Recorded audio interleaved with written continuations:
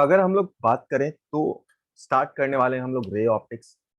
कुछ ज्यादा ही important topic है, बहुत लंबा जाने वाला है ये। इसमें बहुत सारे पार्ट भी डिफरेंट डिफरेंट हम लोग करेंगे, और फिजिकल वर्ल्ड में या अगर आप देखो जेन्युइन अपने डे टू डे लाइफ में इसकी बहुत जरूरत होती है।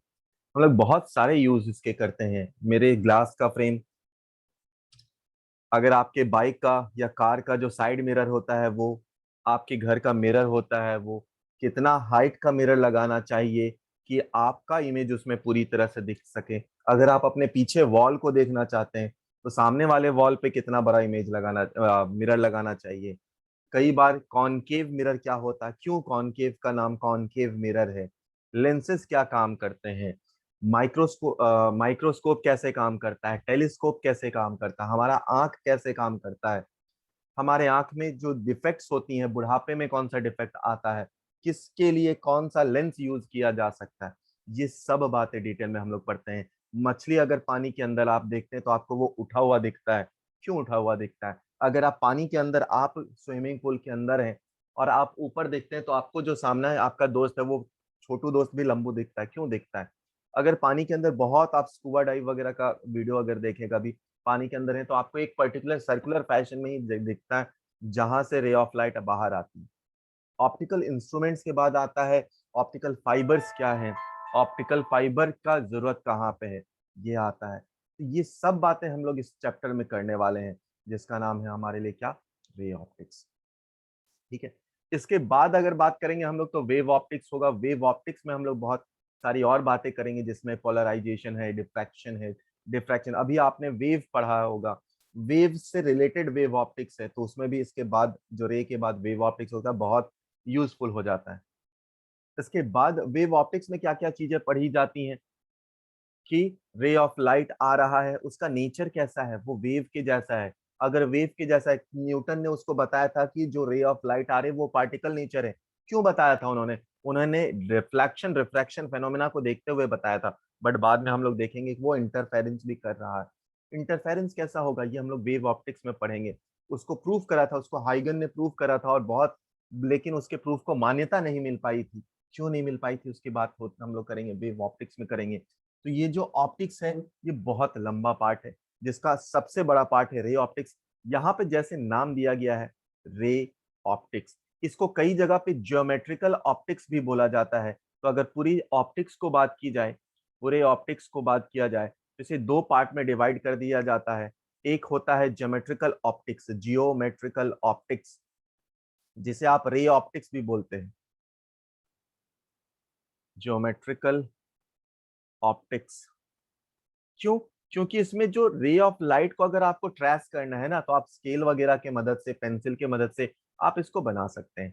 तो ज्योमेट्रिकल ऑप्टिक्स दूसरा है इसी का नाम, इसको हम लोग क्या बोलते हैं, रे ऑप्टिक्स भी बोल देते हैं। एंड ऑप्टिक्स का दूसरा पार्ट जो है उसे हम लोग क्या बोलते हैं, वेव ऑप्टिक्स।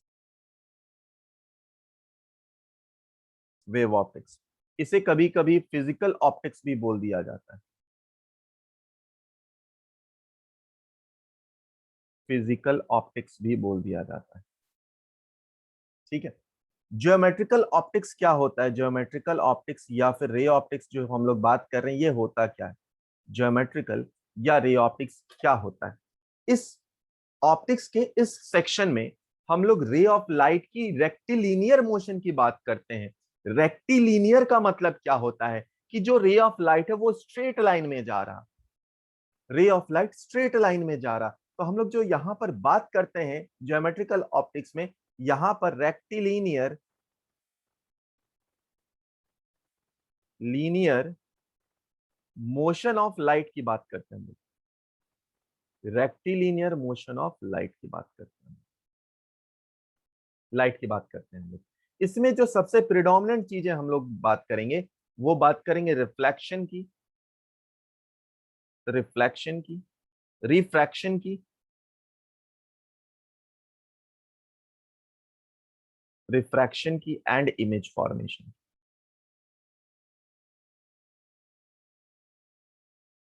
इमेज फॉर्मेशन की। ठीक है। अगर हम लोग बात करें वेव ऑप्टिक्स की, तो वेव ऑप्टिक्स, वेव ऑप्टिक्स जो हम लोग का नेक्स्ट पार्ट होता है, रे के बाद पढ़ते हैं हम लोग वेव ऑप्टिक्स। ये क्या होता है? यहां पर वेव नेचर ऑफ लाइट के बारे में हम लोग बात करते हैं। Wave nature of light. Light जो रेक्टिलिनियर मोशन है, यहां पर हम लोग बोलते हैं, या फिर न्यूटन ने इस बात को बोला था कि ये जो है वो पार्टिकल नेचर ऑफ लाइट को फॉलो करते हैं। बट जब हाइगन ने इसी बात को एक्सप्लेन करा कि जो रे ऑफ लाइट है वो एक्चुअली में वेव नेचर को फॉलो करता है, तो फिर बाद में ये भी हम लोग डुअल नेचर में इसको बारे में भी और चर्चा होती है कि एक्चुअली में जो लाइट है वो दोनों नेचर को फॉलो करता है। वो क्या बोलते हैं, पार्टिकल नेचर भी है उसमें और वेव नेचर भी है, तभी हम लोग पढ़ते हैं dual nature of light. Light के दो नेचर है, ठीक है। तो वेव नेचर ऑफ लाइट, इसमें हम लोग बात करते हैं generally interference, interference, interference, diffraction, diffraction, polarisation. Polarisation, ये सारे फेनोमेना की बात करेंगे हम लोग वेव ऑप्टिक्स में। डिफ्रैक्शन क्या है सर? इंटरफेरेंस क्या है सर?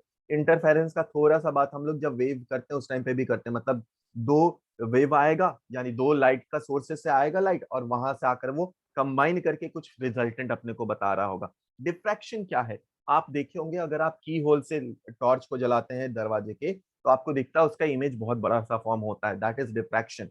लाइट अपने एक्चुअल पाथ से ज्यादा बेंड हो जाता है। या फिर मैं अगर यहाँ पर बोल रहा हूँ तो मेरी आवाज शायद दूसरे रूम तक जा रही होगी, बट दूसरे रूम में जो लोग बैठे हुए हैं वो मुझे देख नहीं सकते। ये दो अलग अलग फेनोमेना हो गई। मतलब डिफ्रैक्शंस के बारे में और चर्चा करेंगे हम लोग कि साउंड ज्यादा डिफ्रैक्ट कर सकता है और या लाइट ज्यादा डिफ्रैक्ट कर सकता है, इस पे भी हम लोग धीरे धीरे बाद में चर्चा करेंगे। पोलराइजेशन क्या होता है? जब हम लोग पोलराइजेशन के बारे में वेव ऑप्टिक्स में बात करेंगे तो कुछ कुछ मटेरियल्स ऐसे होते हैं जिसमें सपोज अगर आप बहुत महंगे फ्लाइट में जाते हैं तो वहां पर देखा होगा जो विंडो होता है उसमें एक बटन जैसा होता है, आप बटन को प्लेस करते हैं, है ना, तो क्या होता है, वो लाइट का इंटेंसिटी को कम करते करते करते करते करते करते बाद में उसको जीरो भी कर सकता है, जीरो भी कर देता है। लेकिन लेकिन कई बार हम लोग ऐसा भी होता है, जो नॉर्मल फ्लाइट्स होती है उसमें शटर वाला होता है, ऊपर नीचे आप करके उसको बंद करते हैं, ठीक है। तो ये सब चर्चाएं इस वेव या फिर ऑप्टिक्स में होंगी पूरी तरह से। रेक्टिलिनियर प्रोपोगेशन ऑफ लाइट, ठीक है। Rectilinear, rectilinear propagation of light,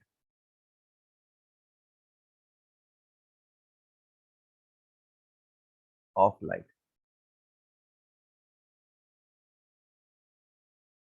इसका मतलब क्या है?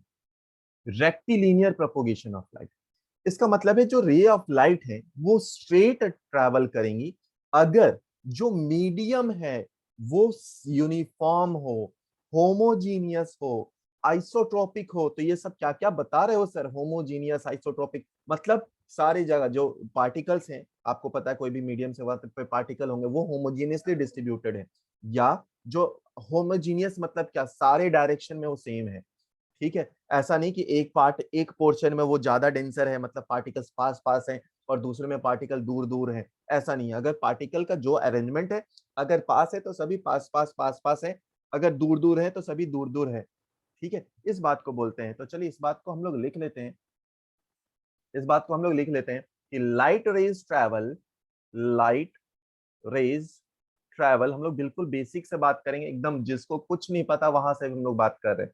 Light rays travel, travel in straight line,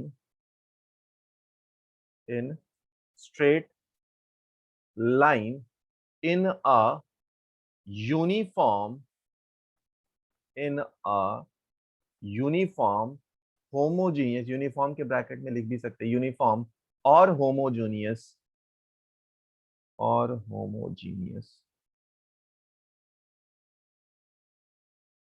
medium, medium, ठीक है।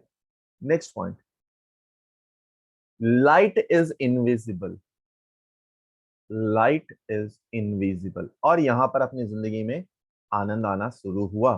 क्या मजाक कर दिए सर? इनविजिबल, लाइट इनविजिबल कैसे है? लाइट इनविजिबल कैसे है सर? इसका छोटा सा उदाहरण बताता हूं जिससे आपको ज्यादा फील आएगा। जब हम लोग स्पेस में होते हैं, है ना, स्पेस में है, तो अपने को रे ऑफ लाइट्स नहीं दिख रही हैं। जब आप नहीं दिखती है, मैक्सिमम टाइम ऐसा होता है जब हम लोग को पूरा अंधेरा दिख रहा है, मैक्सिमम पोर्शंस ऐसे अपने को लगते रहते हैं। जब सन डायरेक्टली है उस पे भी हम लोग कई बार बस सन दिखता रहता है अपने, और बहुत बार तो अपने को वो दिखता ही नहीं है कुछ बाहर।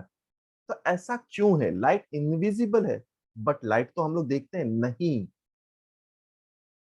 जब लाइट यहां से जा रही है तो हम लोग इसे देख नहीं सकते अनलेस एंड अनटिल ये किसी चीज से टकराए। तो लाइट अगर आपको दिख रहा है तो इसके लिए सबसे इंपॉर्टेंट बात है कि लाइट ये स्कैटर करे। तो हम लोग बाद में पढ़ेंगे स्कैटरिंग ऑफ लाइट क्या होता है, ठीक है।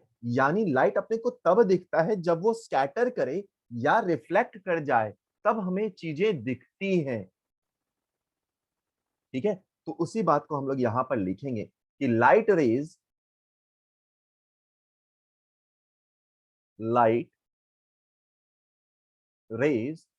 कैन नॉट बी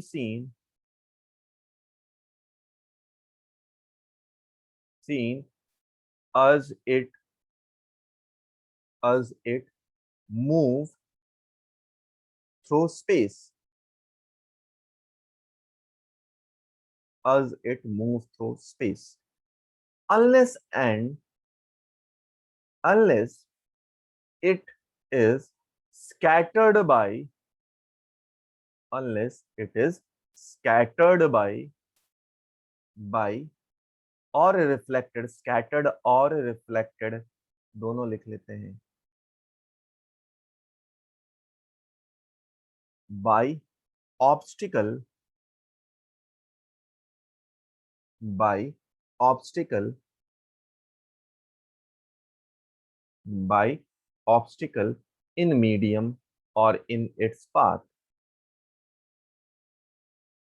तो हमारे एटमॉस्फेयर में बहुत सारे पार्टिकल्स हैं। यह हमें पता है कि एटमॉस्फेयर में, अर्थ का जो अपना एटमॉस्फेयर है, यहाँ पर बहुत सारे छोटे छोटे छोटे छोटे छोटे छोटे छोटे छोटे पार्टिकल्स हैं। इन्हीं पार्टिकल पे जब रे ऑफ लाइट आता है, टकराता है, तो आइदर वो स्कैटर्ड होता है या वो रिफ्लेक्ट करता है। तो इसी के बाद हमें दिखता, अच्छा अभी तो दिन हो गया, है ना। तो ये तब का phenomena. All right,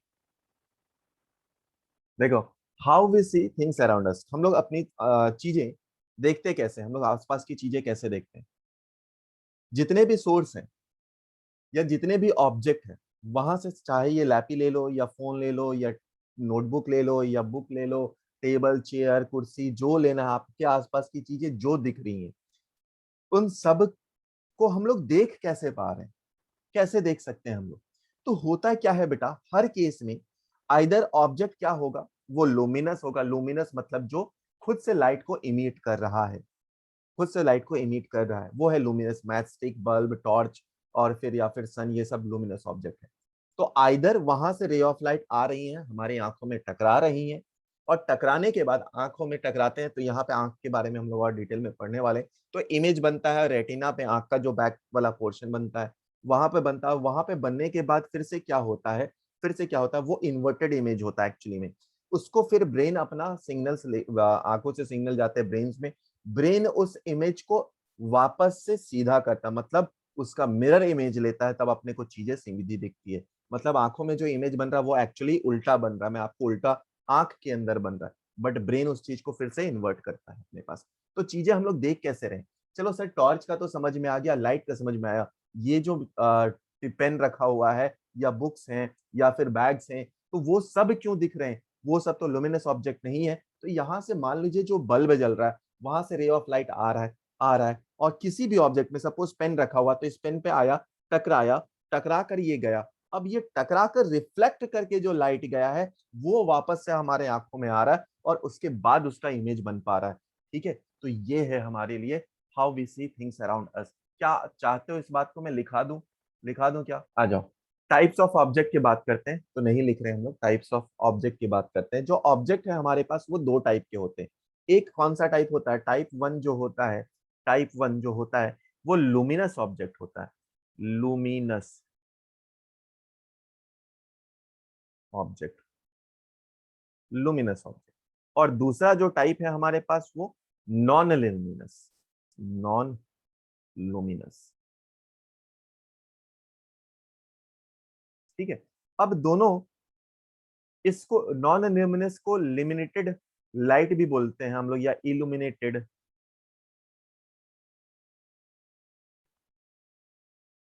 illuminated objects भी बोला जाता है इसे। अच्छा, तो अब इन दोनों में डिफरेंस क्या है?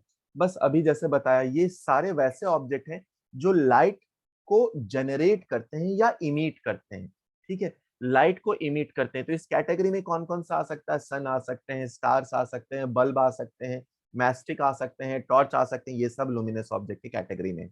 वैसे ऑब्जेक्ट जो रिफ्लेक्ट करके दिखते हैं, जैसे मून अपने को दिख रहा, मून क्यों क्यों दिख रहा है? क्योंकि वहां से जो सन से रे ऑफ लाइट आ रहा है, मून पे टकरा रहा, और वो लाइट रिफ्लेक्ट होकर हमें दिख रहा है। तो ये नॉन इल्यूमिनस के ऑब्जेक्ट के कैटेगरी में है। तो बाकी सारे ऑब्जेक्ट जो हमें दिख रहे हैं वो क्या करते हैं, वहां से रे ऑफ लाइट रिफ्लेक्ट होकर हमें दिखता है। तो उस टाइप के ऑब्जेक्ट को हम लोग क्या बोलते हैं? नॉन इल्यूमिनस ऑब्जेक्ट बोलते हैं।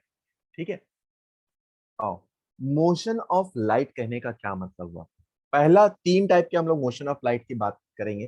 पहला, जो रे ऑफ लाइट बहुत दूर से आ रही है, बहुत दूर से, मतलब सन से जो रे ऑफ लाइट आ रहा है, या फिर टॉर्च से लाइट अगर हम लोग जला रहे है ना, तो ये सब लाइट आपको, एक टॉर्च का भी जलाकर देखना, आपको दिखेगा ना सारे लाइट एक दूसरे के, या लाइट के मान लो ऐसा है कि स्ट्रोमी, बहुत डस्टी माहौल है, आप वहां पे जला देते हैं, है ना, तो वहां पे अपने को पार्टिकल्स भी दिखने लगते हैं, जो डस्ट वाले पार्टिकल्स हैं वो भी दिखते हैं। उसका इफेक्ट अलग कहलाता है, टिंडल इफेक्ट के बारे में वो होती है चर्चा, वो हम लोग बाद में देखेंगे। मोशन ऑफ लाइट की अगर बात करें, तो लाइट की सोर्स अगर ऐसी हो कि रे ऑफ लाइट एक दूसरे के पैरेलल होकर चल रही है, रे ऑफ लाइट एक दूसरे के पैरेलल्स हैं, सारे रे ऑफ लाइट जो है पैरेलल पैरेलल जा रही है, तो इसे हम लोग बीम ऑफ लाइट बोलते हैं। Beam of light, of light. अगर ऐसा है हमारे पास कि रे ऑफ लाइट ऐसा हो रहा है कि किसी पॉइंट पे कन्वर्ज कर रहा है, किसी पॉइंट पे कन्वर्ज कर रहा है, तो इसे हम लोग कन्वर्जिंग लाइट बोल देते हैं। और अगर किसी पॉइंट पे डाइवर्ज कर रहा है, तो इसे हम लोग डाइवर्जिंग लाइट भी बोल देते हैं, डाइवर्जिंग लाइट।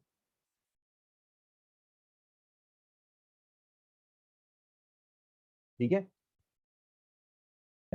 तो रिफ्लेक्शन ऑफ लाइट का मतलब क्या होता है कि अगर रे ऑफ लाइट आया, किसी सरफेस पे टकराया, और टकराने के बाद वो उसी मीडियम में बाउंस बैक करता है। मतलब मान लो इसके नीचे का दूसरा मीडियम है, ये रे ऑफ लाइट आया, टकराया, और टकराकर इसी मीडियम में बाउंस बैक कर जाता है, सेम मीडियम में वापस आता है, तो हम लोग क्या बोलते हैं? इसे रिफ्लेक्शन ऑफ लाइट बोलते हैं। तो चलो इसका डेफिनेशन लिख देता हूँ, इसका डेफिनेशन लिख देता हूँ क्योंकि काम का है।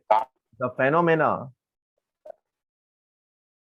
the phenomena of turning back, the phenomena of turning or bounce back, bounce back of light, of light when it incident, when it incident in a boundary,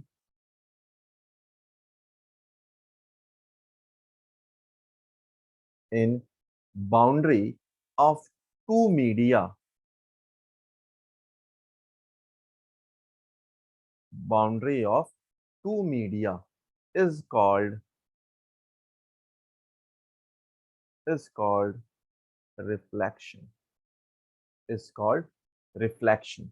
अब इसको, ये हम लोग बचपन से पढ़ते आ रहे हैं। मान लो यही है मीडिया, दो मीडिया को सेपरेट करने वाला जंक्शन है ये, सपोज ये है नॉर्मल। अपने को पता है क्या क्या होगा, इंसिडेंट रे क्या होगा और रिफ्लेक्टेड रे क्या होगा। तो इंसिडेंट रे क्या है? जो रे ऑफ लाइट अप्रोच कर रहा है टुवर्ड्स द मिरर, या या सेपरेटिंग मीडिया वाले पॉइंट को, है ना, आप मिरर भी ले सकते हैं। अगर रे ऑफ लाइट अप्रोच कर रहा है तो इसे हम लोग बोलेंगे इंसिडेंट। अगर रे of light going away from the reflecting surface, उसे हम लोग क्या बोलेंगे, रिफ्लेक्टेड लाइट बोलेंगे। ठीक है, तो ये है इंसिडेंट लाइट, ये है रिफ्लेक्टेड रे या इंसिडेंट रे, रिफ्लेक्टेड रे। अब यहीं पे आता है law of reflection, law of reflection, law of reflection. तो इसमें क्या बोला गया कि ये जो एंगल है, angle of incidence angle of reflectance बराबर होगा, सबसे पहला पॉइंट, कि एंगल ऑफ इंसिडेंस बराबर होगा एंगल ऑफ रिफ्लेक्टेंस के। दूसरा पॉइंट, दूसरा पॉइंट कि इंसिडेंट रे, इंसिडेंट रे, ये पहला था, ये दूसरा है, इंसिडेंट रे, रिफ्लेक्टेड रे, रे एंड नॉर्मल, तीनों एक ही प्लेन में होने चाहिए, and normal, normal, all should लाई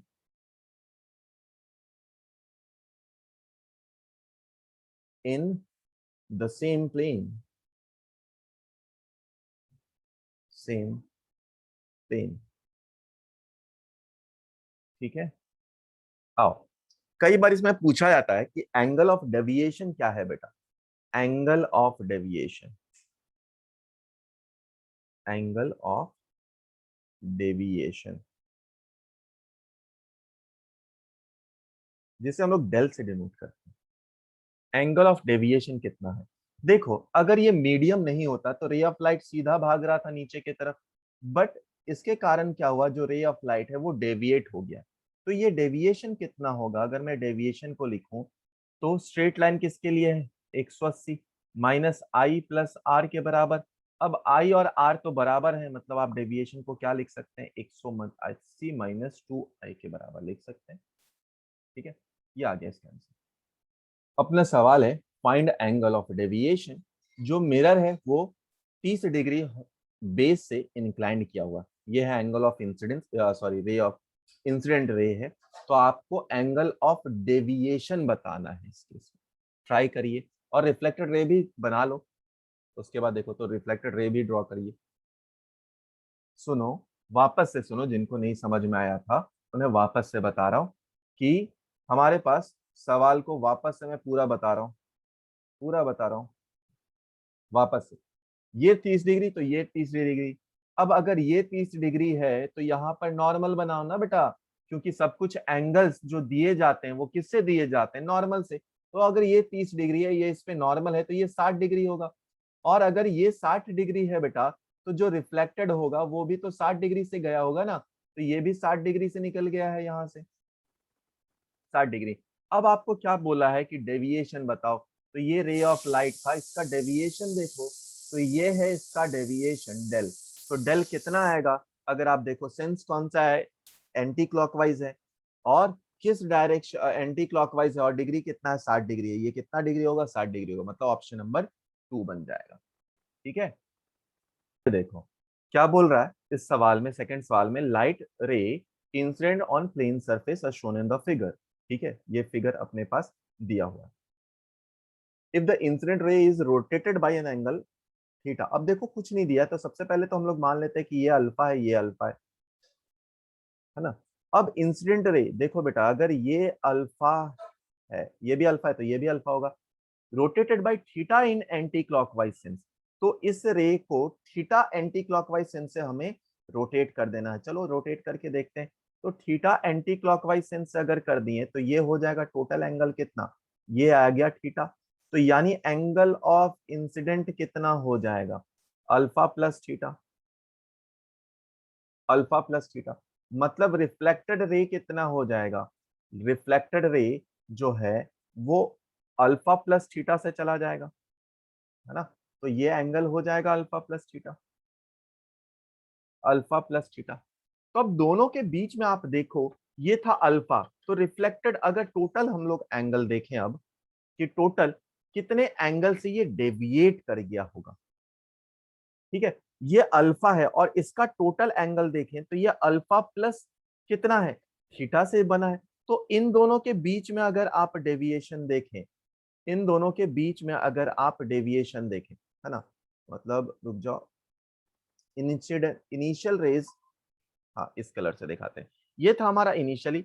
अब देखा जाए फाइनल ये है, तो इन दोनों के बीच में अगर आप डेविएशन देखें तो इतना डेविएशन हुआ है, किस सेंस में हुआ है, क्लॉकवाइज सेंस में हुआ। इसका एंगल कितना है, अल्फा प्लस थीटा, इसका एंगल कितना है, अल्फा, तो दोनों के बीच का डिफरेंस कितना है, थीटा, यानी थीटा किस सेंस में है, क्लॉकवाइज सेंस में।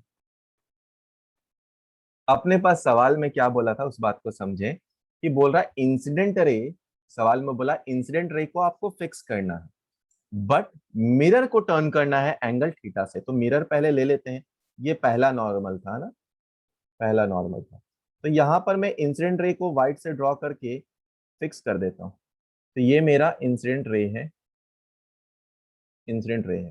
तो मान लेते हैं ये एंगल कोई सपोज एक्स से था, एक्स से था। अब क्या हो गया बेटा, अब जब आप, एक सेकंड भाई साहब ऊपर आए हैं आप, हाँ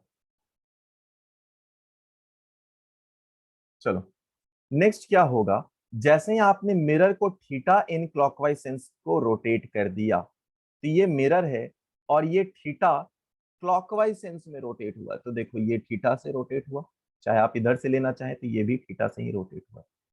तो क्या होगा, इसका नॉर्मल भी चेंज हो जाएगा, इसके लिए ये नॉर्मल हो गया, यानी कि ये एंगल थीटा हो गया, यानी कि अब जो नया रिफ्लेक्टेड रे रहेगा वो नॉर्मल से टोटल एंगल कितना, alpha plus sorry x plus theta बनाकर निकल रहा होगा, यानी कि ये एंगल जो हमारा होगा कितना होगा, एक्स प्लस थीटा होगा।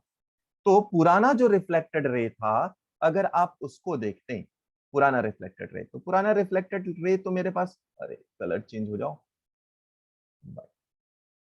हाँ, तो पुराना रिफ्लेक्टेड रे तो कहीं यहीं पे था, जिसको एक्स से ही वो रोटेट हुआ था, angle of incidence angle of reflectance दोनों बराबर था। बट अभी देखो तो ये टोटल एंगल कितना हो गया, अब इन दोनों में एंगल को आप देखो तो कितना दिखेगा, इन दोनों के, इसका टोटल एंगल देखो कितना हो गया, है ना, टोटल एंगल देखो, एंगल ऑफ रिफ्लेक्टेड रे कितने से चेंज हुआ, तो ये जो डेविएशन आप देखेंगे ये 2 थीटा आपको दिख रहा होगा, और किस सेंस में है, ये क्लॉकवाइज सेंस में है, मतलब ऑप्शन नंबर सी हो गया। ठीक है, फिर से समझा रहा हूं, तो ये थीटा से हुआ था, है ना, पहले एंगल ऑफ रिफ्लेक्टेंस कितना था, एक्स पे था, ये पहला एंगल ऑफ रिफ्लेक्टेंस था। अभी अगर आप इनिशियल से देखो तो टोटल एंगल इससे कितना दूरी पे है, या इससे कितना एंगल टर्न हुआ है, देखो बेटा इसका टोटल एंगल अगर आप देखो तो ये x प्लस 2 थीटा हो जाएगा, ये भी x plus theta. Angle of incidence अगर मैं आपको बताऊं, एंगल ऑफ इंसिडेंस नया वाला, नया वाला ये वाला, तो ये कितने के बराबर होगा, x प्लस थीटा, तो एंगल ऑफ रिफ्लेक्टेंस भी हो जाएगा x प्लस थीटा। अब अगर दोनों के बीच का डिफरेंस देखें बेटा, तो दोनों के बीच का डिफरेंस कितना था, ये भी था x, है ना, तो थीटा प्लस थीटा इसका, तो टोटल 2 थीटा से ये घूम रहा है। अगर आप इसका देखें तो ये टोटल 2 थीटा से घूम रहा है ना। अगर आप देखें, चलो किसके रिस्पेक्ट में, चलो वो भी आपको बता देता हूं, यहां से यहां का रिस्पेक्ट में अगर आप देखें तो इन दोनों के बीच का एंगल कितना है, 2x है। अगर यहां से यहां के बीच का अगर आप एंगल देखें तो कितना है बेटा, 2x प्लस 2 थीटा है, तो रिफ्लेक्टेड रे कितने से चेंज हो गया, 2 थीटा से चेंज हुआ। आप इस तरीके से भी इसको समझ सकते हैं। प्लेन मिरर, तो जो नॉर्मल हम लोग घर पे मिरर देखते हैं ये सभी प्लेन मिरर है। तो इसमें इमेज कैसे बनता, मान लो हमारे पास ये प्लेन मिरर है ना, ये प्लेन मिरर है हमारे पास, तो जितने दूरी पे आप खड़े होते हैं मिरर के अंदर आपका इमेज भी उतने ही दूरी पे बनता है, ये आपने नोटिस करा होगा। तो मान लो ऑब्जेक्ट यहाँ पे इस लाइन पे रख देते हैं, ऑब्जेक्ट अगर यहाँ पर है, ऑब्जेक्ट अगर यहाँ है, तो यहाँ से जो रे ऑफ लाइट जाएगी वो टकरा कर आएगी, अपने को अपीयर होगा कि रे ऑफ लाइट इधर से दिख रहा है। एक रे ऑफ लाइट इधर से गया, टकराया, और जितने से टकराया उतने से ही रिफ्लेक्ट होकर निकल गया। जब इसको आप पीछे की तरफ बैकवर्ड प्रोजेक्ट करेंगे तो ये यहां पर जाकर मिल जाएगा। ठीक है, तो ये बना इमेज। अब जो प्लेन मिरर में इमेज बना है वो कैसा इमेज है, वो कैसा इमेज है उस बात को हम लोग देखते हैं। देखो बेटा, देखो बेटा, अगर इमेज को देखना जाए तो इमेज जो बन रहा है, पहला पॉइंट, इमेज जो बन रहा है वो कैसा है, वर्चुअल इमेज है, जो इमेज बन रहा है वो वर्चुअल है। image is virtual.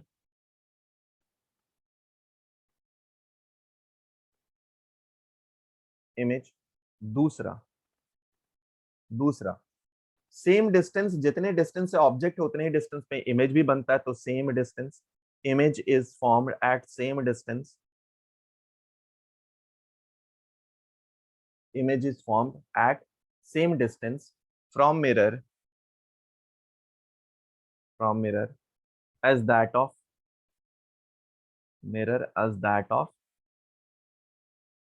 object. तीसरा पॉइंट सेम साइज का होता है। सेम साइज का मतलब इमेज अगर हम लोग देख रहे हैं तो हम लोग अपने बराबर की हाइट कहीं देखते हैं। चौथा पॉइंट अपराइट होता है। अपराइट मतलब सीधा दिखता, आपको अपना इमेज उल्टा नहीं दिखता, सीधा दिखता है, तो उसे हम लोग बोलते हैं upright. Upright. Next left right inversion दिखता है, मतलब जो आपका एक्चुअल में राइट हैंड है, इमेज में वो लेफ्ट हैंड दिखता है। ठीक है, तो left right inversion, left right inversion.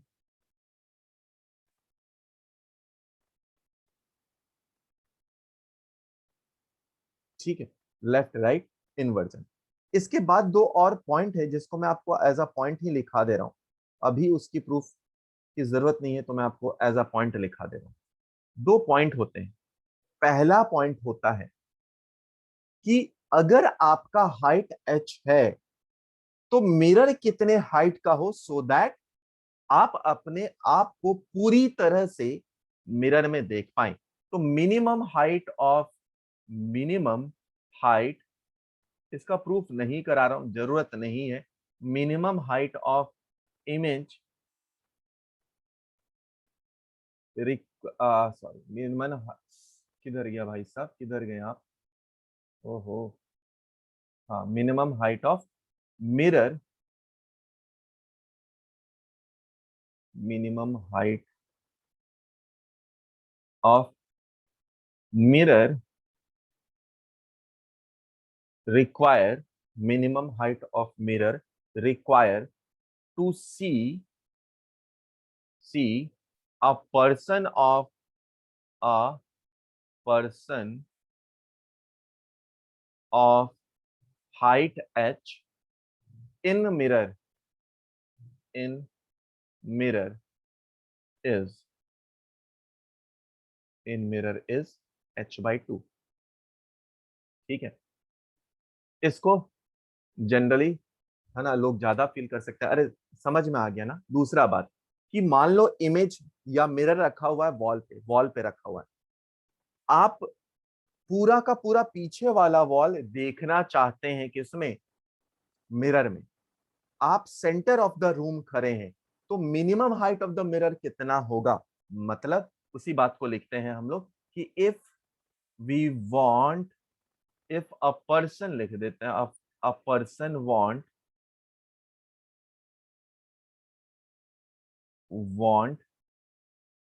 To see his image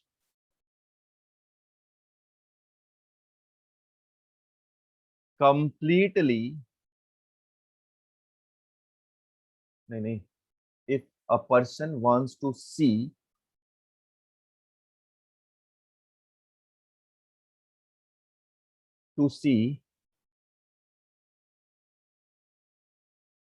if a person, नहीं, इसको गलत, सेंटेंस गलत हो रहा है, रुको रुको, सेंटेंस गलत हो रहा है। Minimum height of mirror, minimum height of mirror require to see the wall behind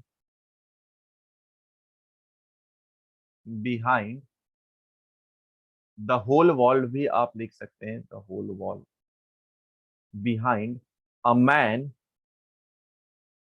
standing in in midway of room, room is h/3, h/3।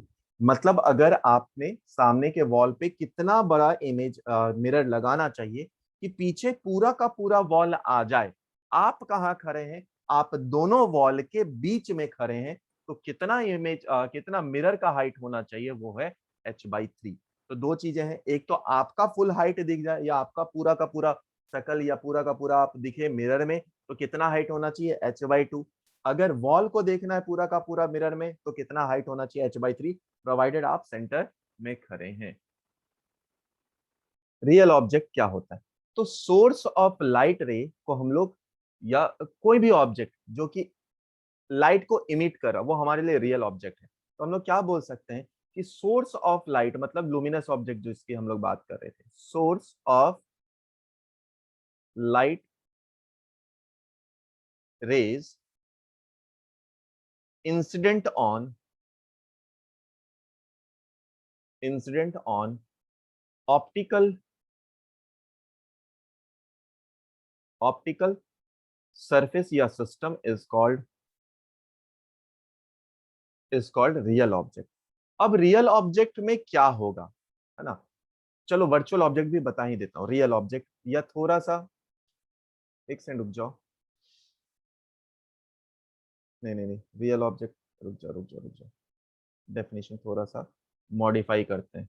अच्छा डेफिनेशन नहीं लग रहा, मॉडिफाई करते हैं डेफिनेशन। व्हेन, या इस बात को लिख सकते हैं कि source of light incident on optical surface, सही है। दूसरा डेफिनेशन भी लिख देते हैं, इंसिडेंट ऑन ऑप्टिकल सरफेस, ठीक है। अब अगर दूसरा डेफिनेशन इसके बात की जाए, दूसरा डेफिनेशन बात की जाए, तो व्हेन ऑब्जेक्ट इज रियल, जब जब रे ऑफ लाइट व्हेन रे of light when ray of light diverges diverges from the object, from the object, ठीक है। इसका मतलब क्या होगा, इसका मतलब क्या होगा, सपोज यहाँ पे आप बल्ब लेते हैं, तो बल्ब क्या करता है, बल्ब चमक रहा है और यहाँ से रे ऑफ लाइट क्या हो रहा है, बाहर की तरफ निकल रही है। मतलब रे ऑफ लाइट क्या हो रहा है, डाइवर्ज हो रहा है। तो जब रे ऑफ लाइट डाइवर्ज हो रहा है हमारे लिए, तो ये रियल ऑब्जेक्ट की कैटेगरी में आएगा। जब रियल ऑब्जेक्ट मतलब क्या, जहां से आपका एक्चुअली में रे ऑफ लाइट निकलता हुआ दिख रहा है आप। कभी कभी ऐसा भी होगा कि रे ऑफ लाइट अपीयर होगा आपको, तो वो वर्चुअल ऑब्जेक्ट के कैटेगरी में आएगा, ठीक है। तो अगर मैं बोलूं वर्चुअल ऑब्जेक्ट क्या है, वर्चुअल ऑब्जेक्ट क्या है, ऑब्जेक्ट क्या है, तो हम लोग क्या बोलेंगे कि कन्वर्जिंग रे ऑफ लाइट, या converging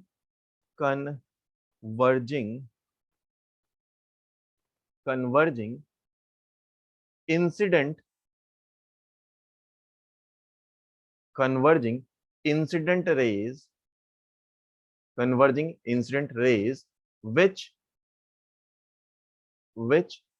does not appear to come out from the which does not appear या which does not, हाँ ठीक है, appear to come out from a optical source, optical source, ठीक है।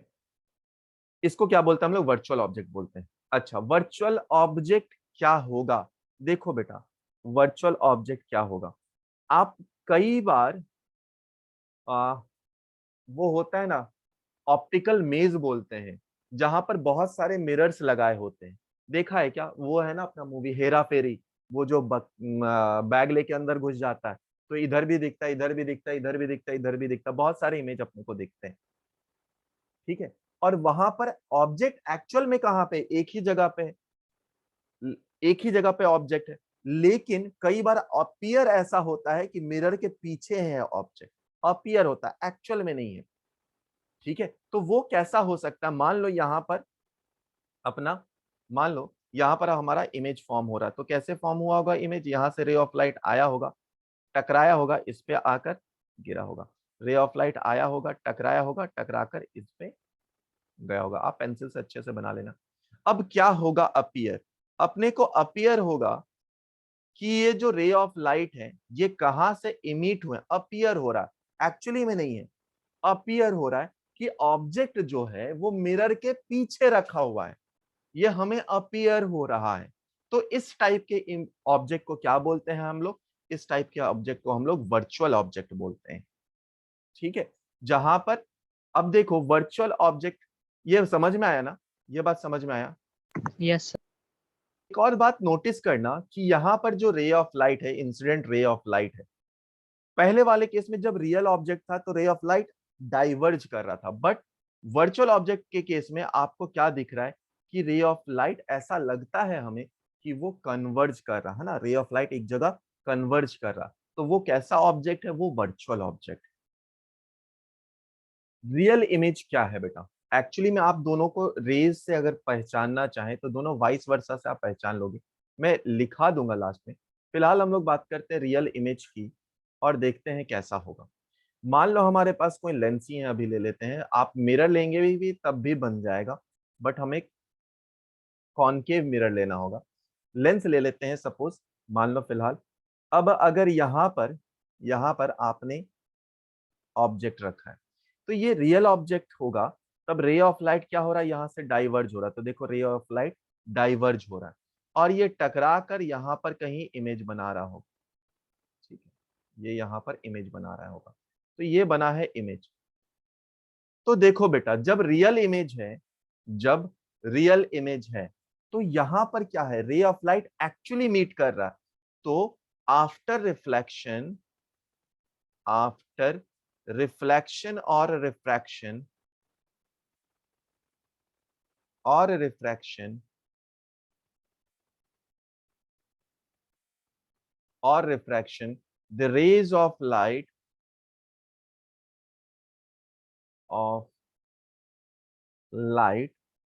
Actually meet,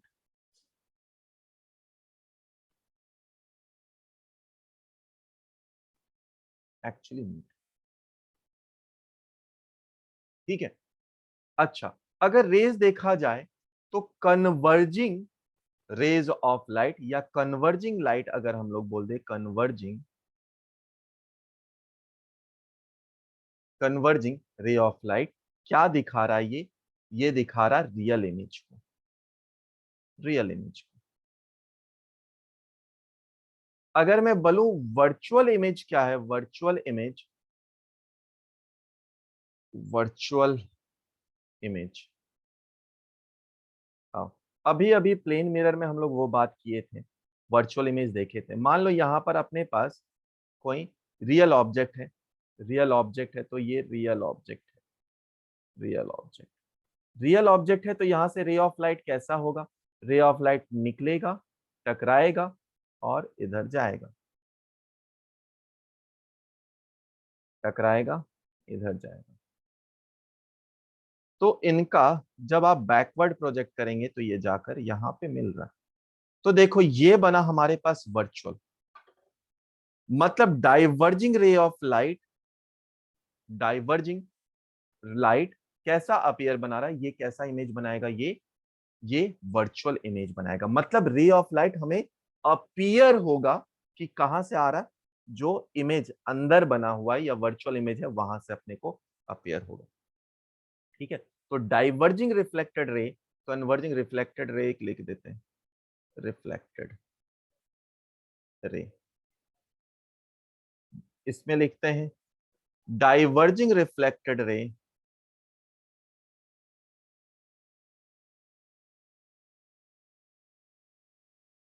diverging reflected ray कौन सा image बनाएगा, virtual image बनाएगा, वर्चुअल इमेज बनाएगा।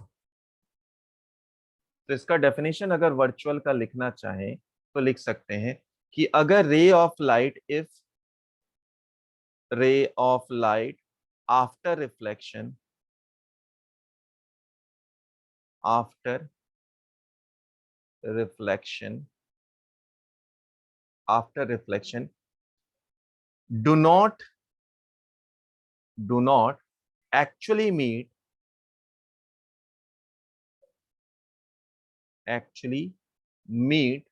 but appear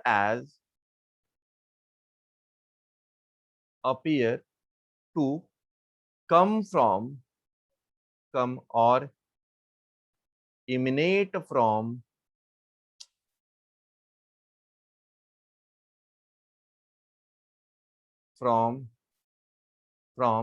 a point, then a virtual image is formed. ठीक है, इसका शॉर्ट वर्जन ऊपर में रियल के लिए लिख रहा था, तो चाहे तो आप वैसे भी लिख सकते हैं।